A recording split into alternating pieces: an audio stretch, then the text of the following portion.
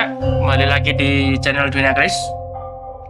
Pada kesempatan kali ini saya akan membahas keris dengan tangguh sejuta umat, dengan tangguh yang sangat familiar dan sangat banyak populasinya.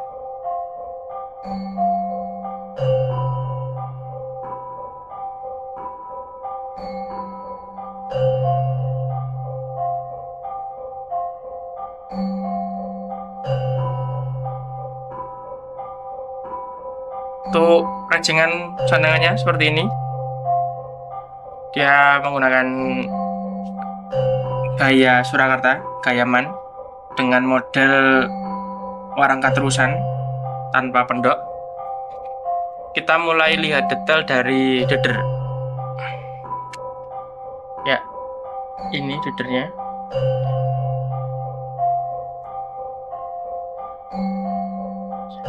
Untuk model prodonya dia cukup rapi, cuman secara garap masih kurang detail ya. Hanya rapi dan dalam saja, tapi kurang detail. Lalu untuk modelnya sendiri dia model deder Widowinatan dengan kayu Nogosari. Bagus ini kayunya. Serat kayunya juga bagus. Oke, kita beralih ke mendaknya. Mendaknya ini model angkop randu dengan bahan tembaga. Jadi pas dengan besarnya handle deder. Lalu kita turun lagi ke bagian pelokannya. Pelokannya kayak man Surakarta dengan kayu Timoho.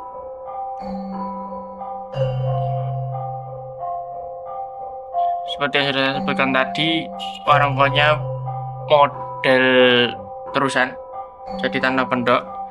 Gandarnya ini juga gandar Timoho.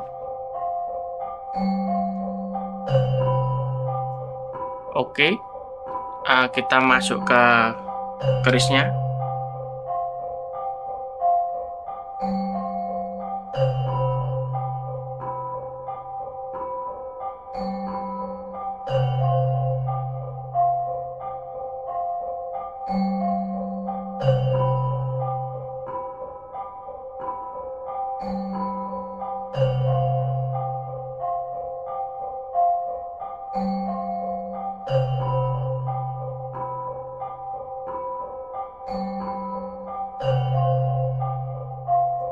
Secara penampilan cukup gagah ya kerisnya ya.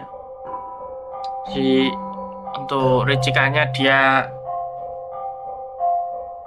terdapat sekar kacang, jalen, lalu lambe gajahnya 2 dan pesetan, dikelalis serta ada sogokan rangkep. Yang penentu utamanya adalah di jumlah look. Keris ini memiliki look berjumlah 1, 2, 3, 4, 5, 6, 7, 8, 9, 10, 11. Jadi secara ricikan, keris ini masuk ke dalam dapur Carita Keprabon. Dan seperti yang bisa saudara-saudara juga lihat, bahwa pamornya cukup penuh ya, tetapi masih kurang pas jika dimasukkan ke dalam pamor dengan kebak. Jadi pamornya sendiri dia masih, kalau saya masih tergolong ke dalam pamor Wasuta, karena melihat juga terdapat bulatan-bulatan yang berada di bilahnya secara acak. Seperti itu. Lalu jika kita perhatikan lagi untuk dari rancang bangunnya, baik itu di bagian sor-soran, lalu di bagian look, serta material besi dan material pamornya, keris ini bisa dimasukkan, atau kalau saya sih mantep dimasukkan ke dalam tangguh Mataram Sultan Agung ya. Ini untuk gandikannya seperti ini modelnya, dan terlihat sap-sapannya juga cukup rapat.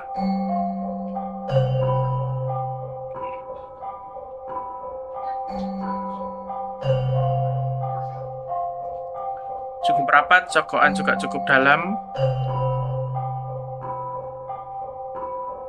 dan seperti identik dari seperti identiknya dari Tangguh Mataram Sultan Agung, yaitu berada di Gonjo. Gonjonya berbeda dengan bilah. Berbeda bukan dari bentuk ya, tapi maksudnya bukan dari cacaan garapnya, tapi dari warna dan materialnya.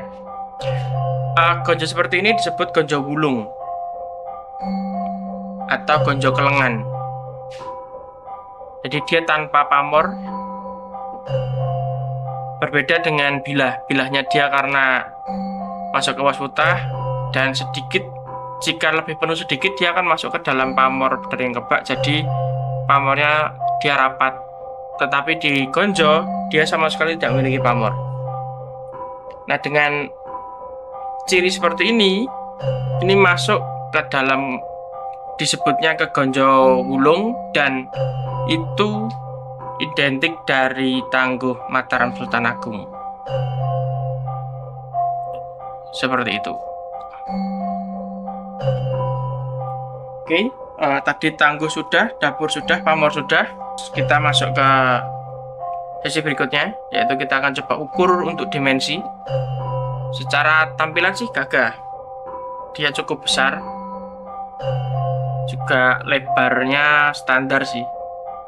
Untuk panjang dia ada di 36,8 cm, hampir sedikit lagi ke 37 cm.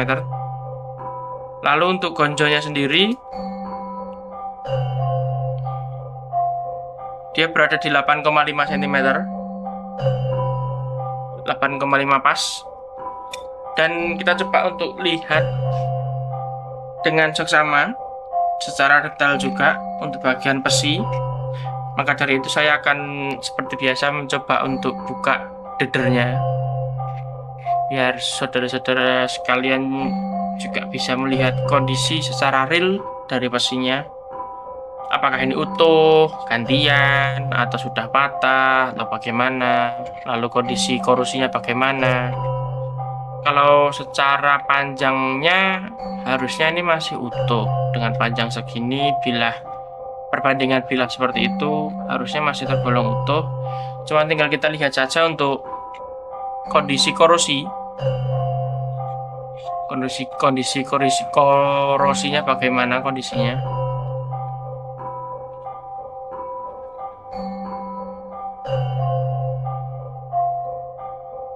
Ya,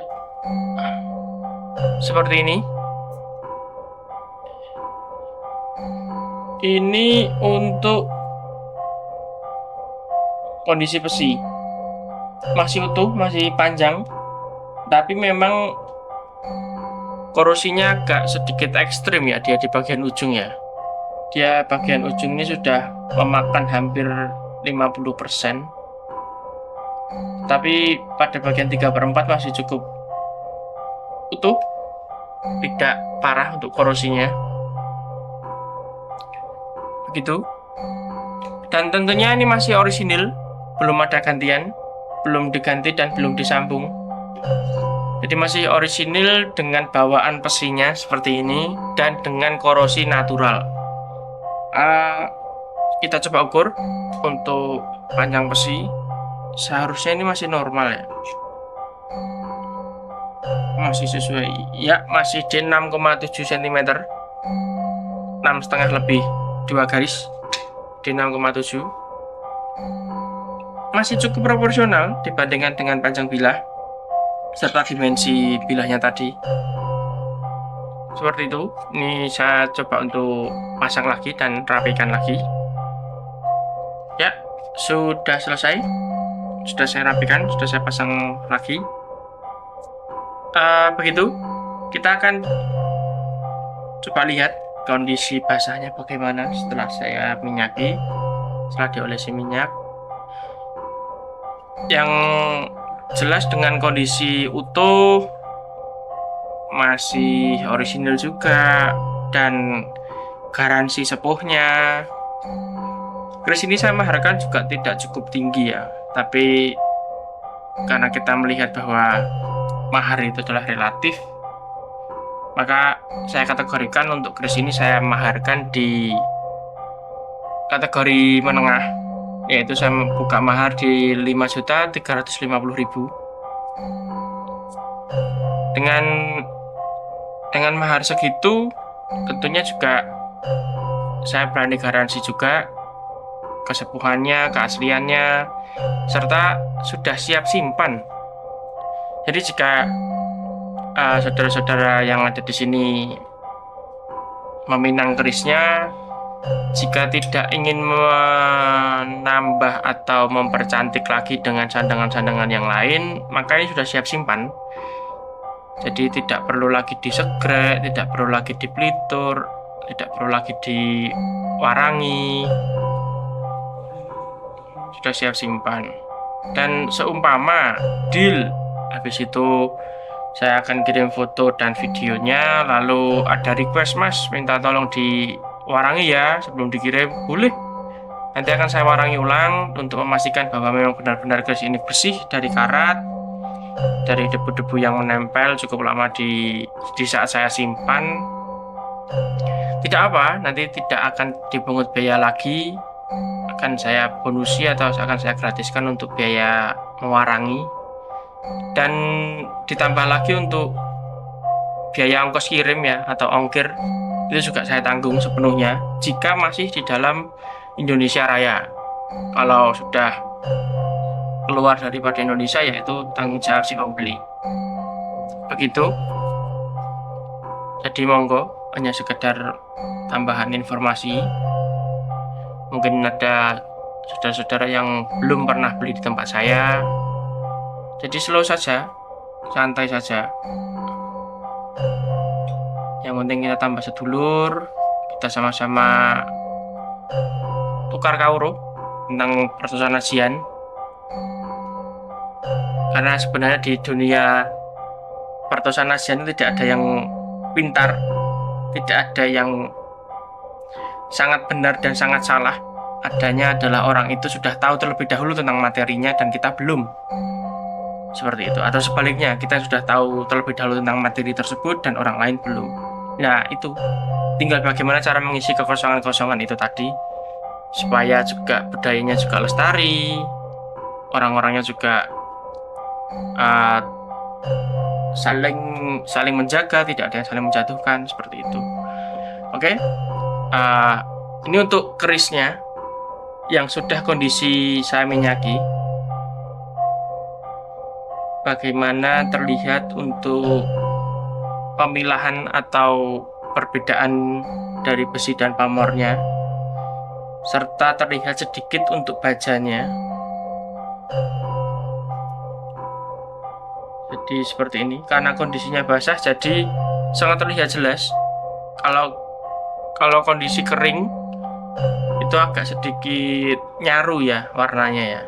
Jadi hanya ada hitam dan putih. Tapi kalau kondisi minyak pasti ada perbedaan seperti ini.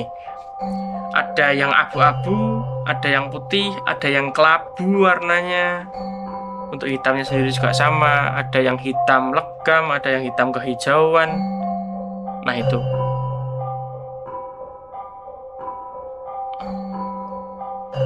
Jadi seperti ini tampilan dari keris seharga 5.350.000 yang tentunya masih bisa dijangkau jika ada yang mau menawar. Tidak masalah.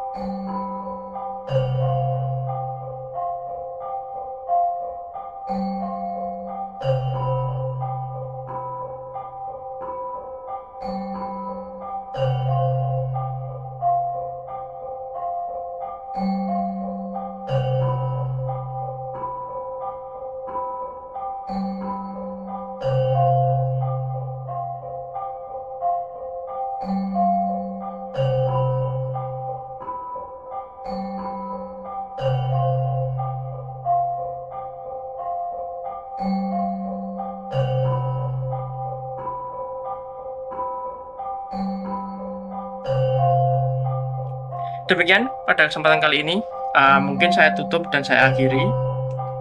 Sebelumnya saya ucapkan terima kasih sudah senantiasa mengikuti channel ini dari awal hingga sampai saat ini, dan tentunya channel ini akan terus berkembang lebih baik lagi ke depannya dan lebih besar lagi, semoga ya.